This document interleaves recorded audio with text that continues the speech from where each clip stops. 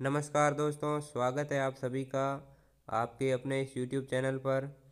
आज हम राजस्थान चतुर्थ श्रेणी कर्मचारी की दृष्टि से परीक्षा की दृष्टि से महत्वपूर्ण सवालों की एक श्रृंखला लेकर आए हैं, जो आपकी परीक्षा के लिए बहुत ही इम्पोर्टेंट साबित होगी।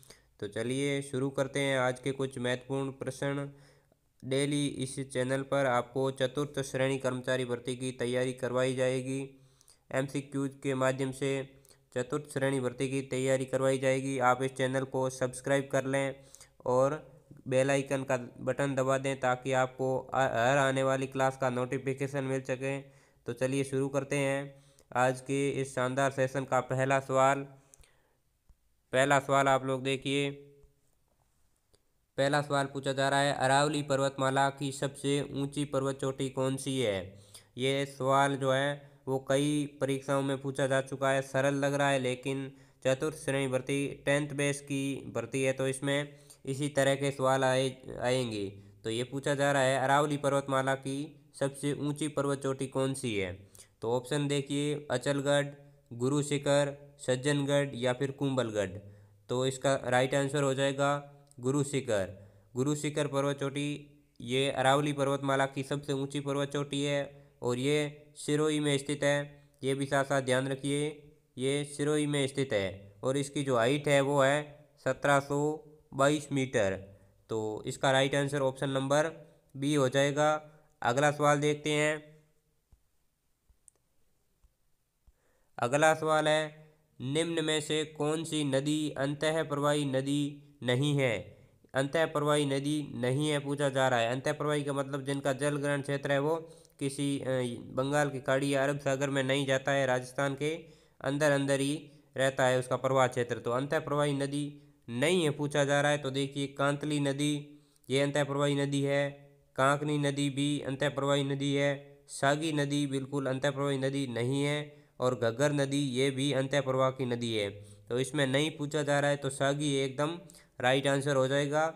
सागी नदी है, ये अंतः प्रवाह की नदी नहीं है। तो इसमें ऑप्शन नंबर सी सही उत्तर हो जाएगा।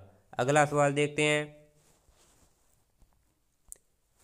अगला सवाल है, किस नदी को वागड़ व कांठल की गंगा कहा जाता है।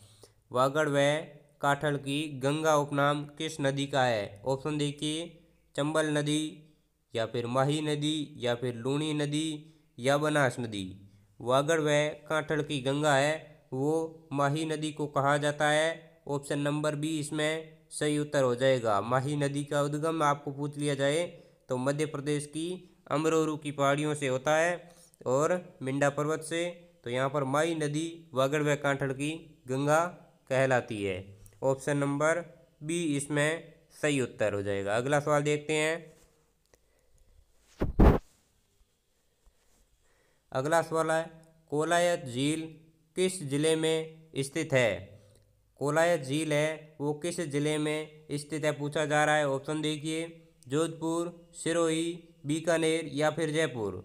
तो कोलायत झील जो है वो बीकानेर में स्थित है। ऑप्शन नंबर सी इसमें सही उत्तर हो जाएगा। इसके अलावा एक और इम्पोर्टेंट सवाल आपको पूछ लिया जाए कि कपिल मुनि का जो मेला है वो कहाँ लगता है। कपिल मुनि का मेला, कपिल मुनि का जो मेला है वो कहाँ लगता है पूछ लिया जाए तो वो भी कोलायत के अंदर लगता है। और कब लगता है पूछ लिया जाए तो कार्तिक पूर्णिमा को,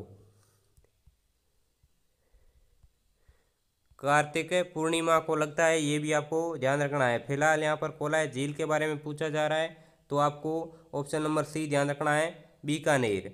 अगला सवाल देखिए। अगला सवाल है, हवा महल का निर्माण किसने करवाया था। हवा महल का निर्माण किसने करवाया था पूछा जा रहा है। ऑप्शन देखिए, प्रताप सिंह, जय सिंह, ईश्वरी सिंह और मान सिंह। फिलहाल आपको हवा महल के बारे में ये जानकारी होनी चाहिए कि ये जयपुर में स्थित है। हवा महल जो है जयपुर में स्थित है और इसका निर्माण किसने करवाया तो सवाई प्रताप सिंह ने करवाया। ऑप्शन नंबर ए इसमें सही उत्तर हो जाएगा। और कब करवाया पूछ लिया जाए तो 1799 के अंदर करवाया गया था। सवाई प्रताप सिंह ने करवाया था, जयपुर में स्थित है। ये तीनों चीज़ें आपको ध्यान रखनी है।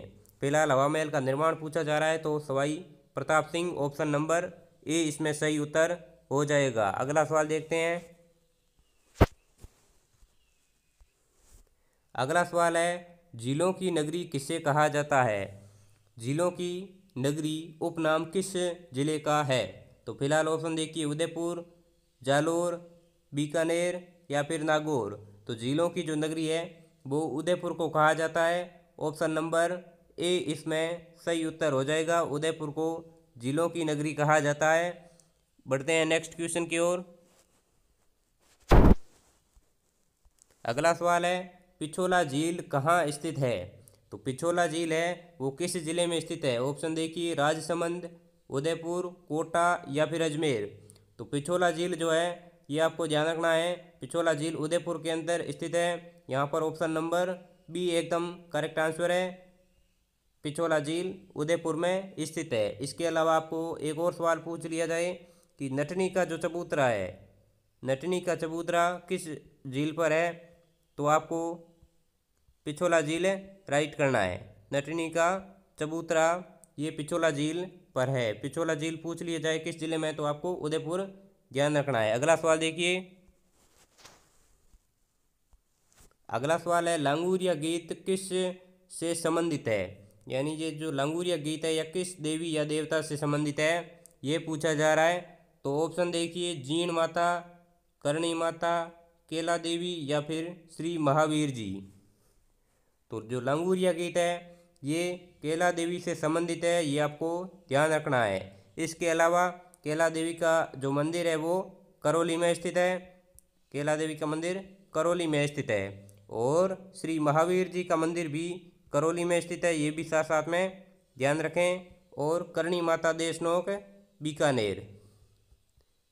इसके अलावा जीण माता है, इनका मंदिर रेवासा सीकर में स्थित है, ये भी साथ साथ ध्यान रखिए। फिलहाल लांगुरिया गीत किससे संबंधित पूछा जा रहा है, तो आपको केला देवी ऑप्शन नंबर सी ध्यान रखना है। अगला सवाल देखिए। अगला सवाल है, भैंसरोडगढ़ का किला किन नदियों के किनारे स्थित है? भैंसरोडगढ़ का किला है वो किन नदियों के किनारे स्थित है? ऑप्शन है चंबल, लूणी या फिर चंबल और बामणी या काली सिंध और चंबल या इनमें से कोई नहीं ऑप्शन है। तो आपको ध्यान रखना है, भैंसरोडगढ़ का किला है ये चंबल और बामणी नदियों के किनारे स्थित है। ऑप्शन नंबर बी इसमें सही उत्तर हो जाएगा। इसके अलावा भैंसरोडगढ़ का जो किला है वो किस जिले में है, तो आपको चित्तौड़गढ़ एकदम ध्यान रखना है। चित्तौड़गढ़ में भैंसरोडगढ़ का किला है और ये चंबल और बामणी नदियों के किनारे स्थित है। अगला सवाल देखते हैं। अगला सवाल है, गढ़ चिंतामणि किस दुर्ग को कहा जाता है? दुर्ग को कहा जाता है, यहाँ पर ये ध्यान रखना, को कहा जाता है। तो गढ़ चिंतामणि जो दुर्ग है वो किस दुर्ग का उपनाम है? तो ऑप्शन देखिए, नाहरगढ़ का किला, मेहरानगढ़ किला, कुंभलगढ़ किला या फिर सिवाना का किला। तो गढ़ चिंतामणि जो है ये मेहरानगढ़ के दुर्ग को कहा जाता है। ऑप्शन नंबर बी इसमें सही उत्तर